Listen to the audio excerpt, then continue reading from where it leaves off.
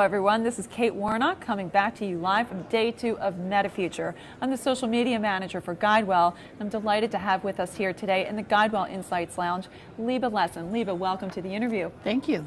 Leeba is the CEO of CareMore Health System and has traveled a long way to be with us, so we're excited to have her here. Leeba, let's get right into the questions.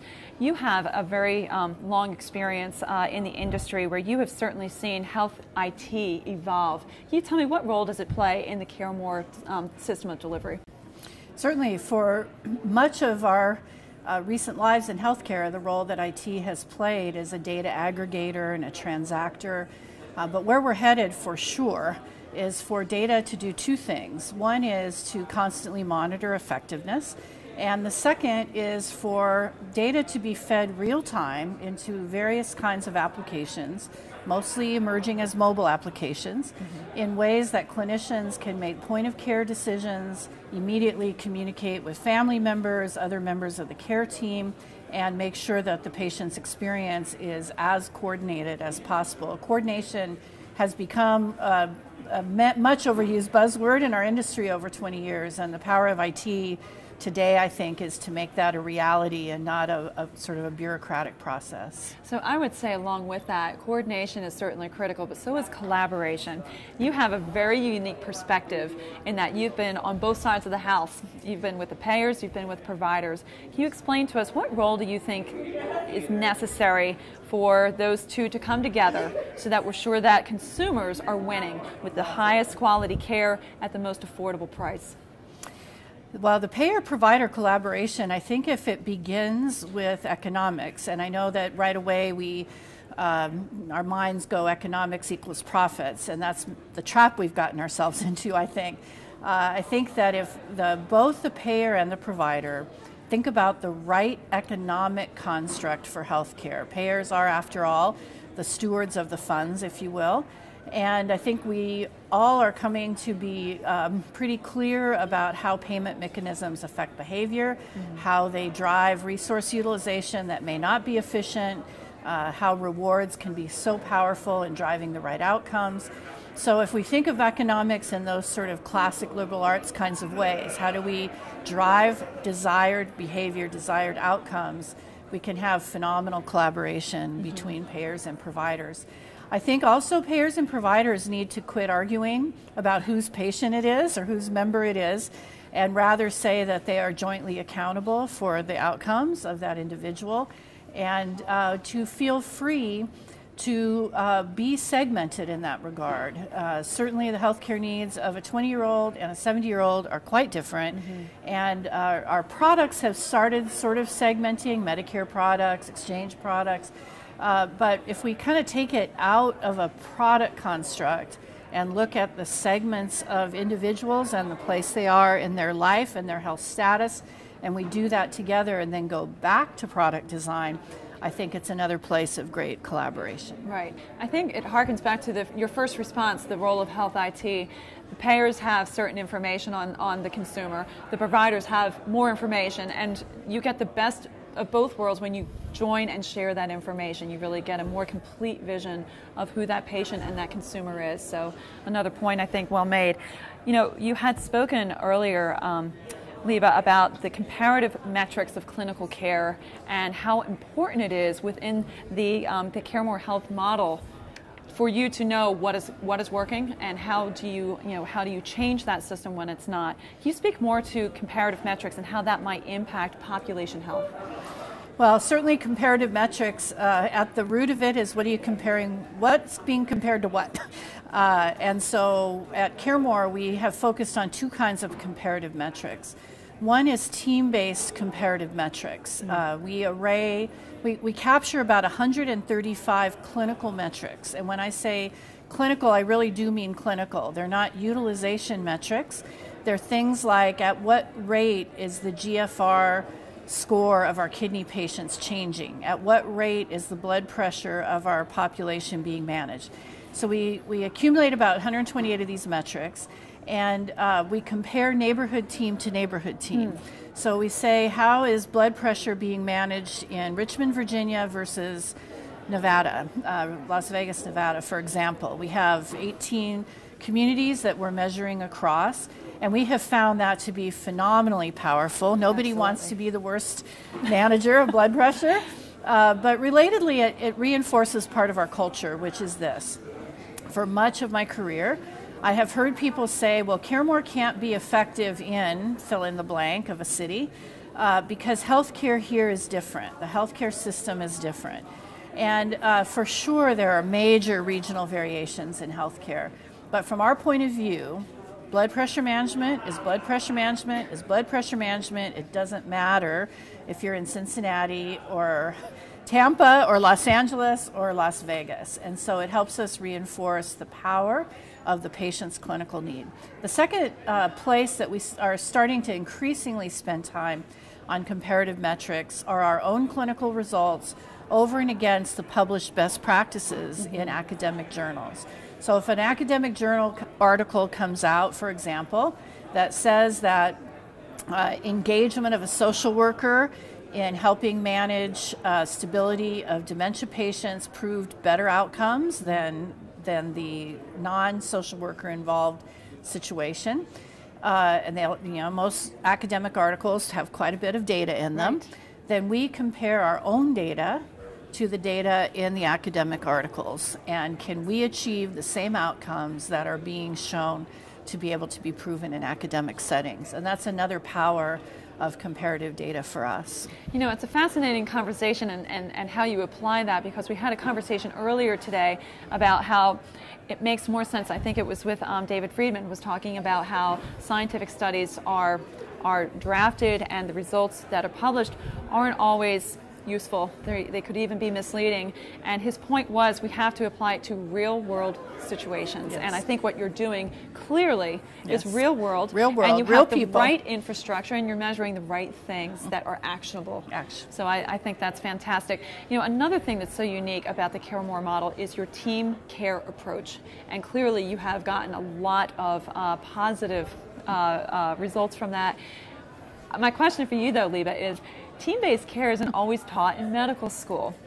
You know, it still might be, you know, I think that, you know, we had Rushika Fernandopoli spoke earlier, and he's talking to his Harvard medical students about the clinician doesn't always have to be the center or the, I'm trying to remember the word he used, but the captain of the ship. You know, in your experience, how is it that you identify a physician that you want to hire into the CareMore model? How do you know that person's a right fit for CareMore? Well, that is the heart and soul question of our success, because as we go into each new community, we need to recruit a team of physicians that wants to live the CareMore model. Mm-hmm. And it's a controversial way to practice medicine, because if we think about it, the better a patient does, there's somebody economically losing. If we save a patient's foot and they don't need an amputation, the wheelchair company doesn't sell another wheelchair. I mean, positive healthcare outcomes challenge the traditional healthcare economy. So we need clinical leaders that can do two things. One is articulate what I just said, mm-hmm. and be able to constantly stand on the evidence and the outcomes and be sure of them. But this notion that you raise about team-based care, we interview for it strongly, as you might imagine. We have many multidisciplinary players interview physicians. So our advanced practice nurses, our social workers, our behavioral health specialists, they all interview the physicians. Mm-hmm. And the degree of comfort that those physicians have in recognizing the clinical talent and the clinical, sort of the elevated clinical status of those individuals is a major part of selecting them. And you can tell in the interview if they're comfortable. Now, someone's predisposition and comfort with that team-based model still needs to be reinforced. And going back to your first question about IT, I didn't mention it then, but I'll mention it here, that being able to share information and almost in a semi-social media sort of way, mm-hmm. that the clinicians can all be speaking to one another in a secure environment about a specific case. That helps reinforce the team model. And technology has really helped us advance team-based care because of the ability to all be looking at the same data at the same time, message each other about it, And technology has helped us elevate our team concept. Absolutely. And one thing that I know, I'll just reiterate, and I'm sure is true of the CareMore model, the testimonials that I've read on your site, is that the physicians themselves have such a rewarding experience because they're able to focus on that part of medicine that they trained for, that they're passionate about, yet they can depend on the physician extenders, the rest of their team, to deliver the other expertise that might be necessary for caring for that patient. So I'm sure that that's something that you, when you are recruiting, you can certainly emphasize. Yes, and we relatedly, many physicians love being teachers. They may never be an academic, but they love the idea of teaching.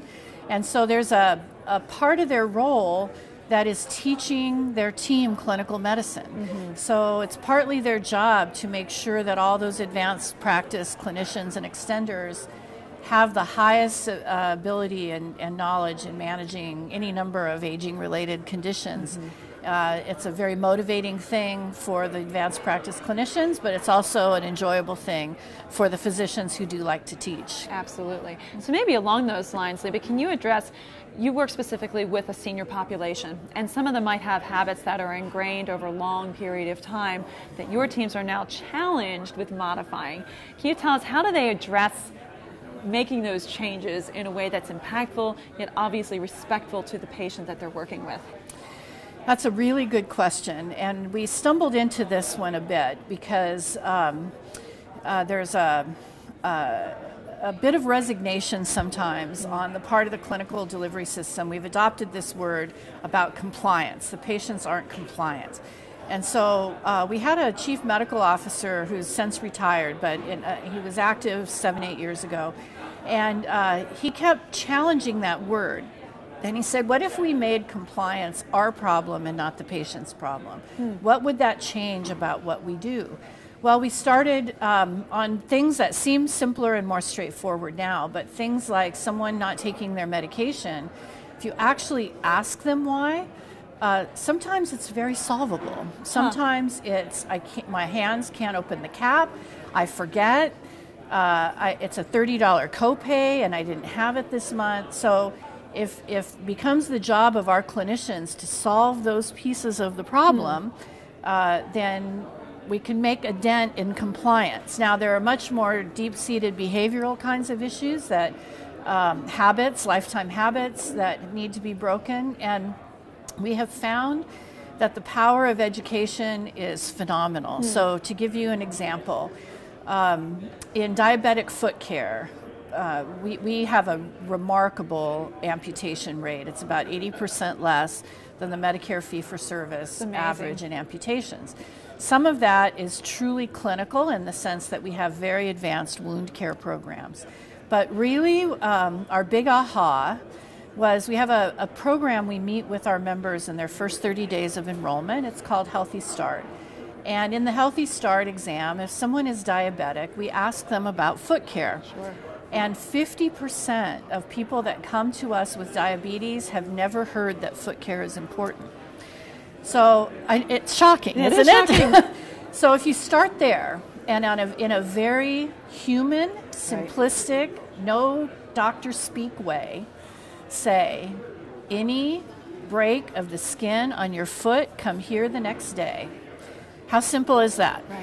But what that does to totally change the way wounds are managed is pretty radical.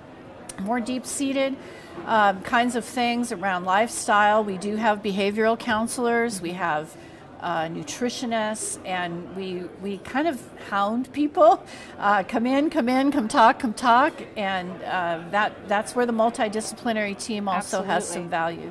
I'll say one other thing about habits and compliance, and that is particularly in the oldest segment, people over 75, over 80, the role their children play in their own compliance. We can talk to people all day long about a low sodium diet, which, by the way, say salt, not sodium, and they might get it better, but we say a low sodium diet, but they live with their daughter and their daughter's cooking all their food and it's not low sodium, it doesn't matter that we told the patient. So we've learned that part of all the behavior change is getting their whole circle of care involved in behavior change. That's an excellent lead into my next question. We had talked earlier with another one of our wonderful speakers that health really is social.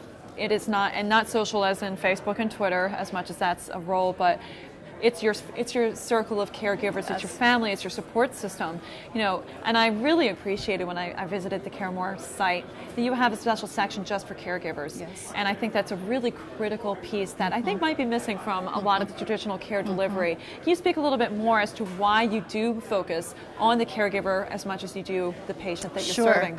And the last example is Right. certainly one. Right. But, I thankfully, at my age, I still don't have memory problems. Every now and then when I lose my glasses, it comes to me. But I can go to the doctor one day, and one of my sisters can say, "What does the doctor say?" And I know I only remember a certain piece of it. Now, fast forward 30 years, and even without dementia, just general decline of memory, what we expect people to remember is overwhelming. And so we actually have a bad game of telephone. Remember when we were 6 years old and Sure. you'd whisper something in someone's ear, and by the time it got somewhere else, it was different. Sure. So we realized that information going from us to the patient, to the family, to the second family member, to the third family member, and then we'd get a panic call, you know, what, my mom's having a heart attack, like, what are you talking about? So we realized that we could do everybody a favor by getting information out in a shared way. But also, we, notwithstanding the fact that it's a whole social system, we've really encouraged our patients to pick one family member that can be our partner. Bring them with you to all your visits, include them on your emails, and if we can get that one person, that maybe two, some families Sure. need it to be that way, but let us really have a partner with a family member, then we can help empower that family in a very coordinated way. And the more complicated things get, we already have a relationship with the family member. Absolutely. And we have found that to be so powerful in making complex care decisions, because often what happens in normal life is all the simple stuff happens without the family, and they come in on a major decision, and it's confusion and anger. And if we can be with them on the simple things, Right. then we can partner on this on the Right. significant events. I can only imagine that must significantly reduce the anxiety that, Significantly. that if you're caring for an older adult, all of us have experienced that. And so to be part of that treatment plan, really from the beginning, I think is so logical, and it's also humane, because we want the people that are taking care of our loved ones to be as informed as they should be, to ensure that the best care is consistently delivered. So one of my favorite letters, if I could share this, Sure. we receive a lot of letters from caregivers, but one of my favorite ones was a letter from the son of one of our members, who he and his wife each had an elderly parent being managed in two different systems. The son's mother was a CareMore patient, and the daughter's mother lived out of our area, was a patient in another system. Both had very complex medical decisions.